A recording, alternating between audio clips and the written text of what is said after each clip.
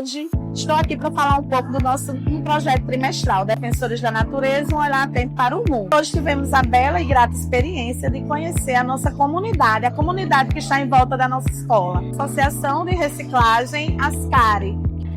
Dentro desse projeto, estamos trabalhando as várias ações para transformar esse meio ambiente. Então, uma das ações foi hoje visitar a associação aqui da comunidade do nosso bairro para descobrir um pouquinho do trabalho que eles fazem lá, com a reciclagem, com a separação, com o cuidado com o nosso planeta. As crianças vivenciaram essa experiência, plantamos essa sementinha hoje, que será estendida até os seus lares, as suas famílias.